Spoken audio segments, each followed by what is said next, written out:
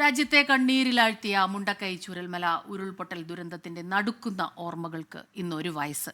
ഒരു നാടിനെയാകെ ഭൂപടത്തിൽ നിന്ന് മായ്ച്ചു കളഞ്ഞ ദുരന്തത്തിൽ 298 പേർക്ക് ജീവൻ നഷ്ടമായി എന്നാണ് ഔദ്യോഗിക കണക്ക്. 400ഓളം കുടുംബങ്ങളാണ് ദുരന്തത്തിൽ ഒറ്റപ്പെട്ടത്.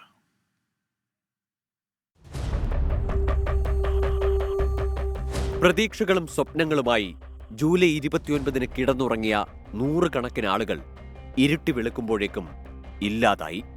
വയനാട്ടിൽ 2 ദിവസം തുടർച്ചയായി പെയ്ത മഴയെ തുടർന്ന് ജൂലൈ 29-ന് പുഞ്ചിരിമട്ടം, അട്ടമല, മുണ്ടക്കൈ പ്രദേശവാസികളെ മാറ്റിപ്പാർപ്പിച്ചിരുന്നു.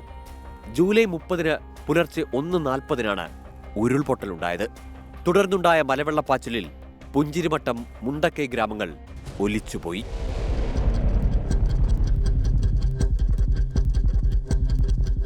രാവിലെ 4:10-ന് ചൂരൽമലയിൽ രണ്ടാമത്തെ ഉരുൾപൊട്ടൽ.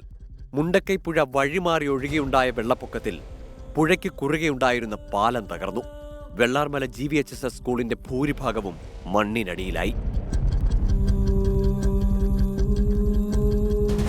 ഗതാഗത സംവിധാനങ്ങളെല്ലാം തകർന്നതിനാൽ രക്ഷാപ്രവർത്തനം ദുഷ്കരമായി. മലവെള്ളപ്പാച്ചിലിൽ ചാലിയാർ പുഴയിലെത്തിയ മൃതദേഹങ്ങൾ കിലോമീറ്ററുകളോളം ഒഴുകി നടന്നു. ഉച്ചയ്ക്ക് 12 മണിയോടെ രക്ഷാപ്രവർത്തനത്തിനിറങ്ങിയ ഇന്ത്യൻ സൈന്യം 24 മണിക്കൂർ കൊണ്ട് ചൂരൽമലയെയും മുണ്ടക്കൈയെയും ബന്ധിപ്പിച്ചുകൊണ്ട് ബെയിലി പാലം നിർമ്മിച്ചു. സൈന്യത്തിനും ദുരന്ത നിവാരണ അതോറിറ്റിക്കും പോലീസിനും അഗ്നിരക്ഷാസേനയ്ക്കുമൊപ്പം യുവജന സന്നദ്ധ സംഘടനകളും ചേർന്നതോടെ രക്ഷാപ്രവർത്തനം ഊർജിതമായി.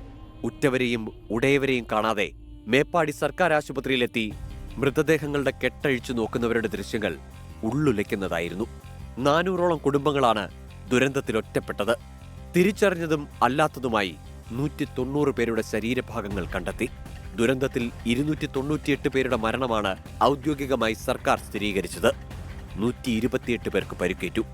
435 വീടുകൾ തകർന്നു. Research desk 24.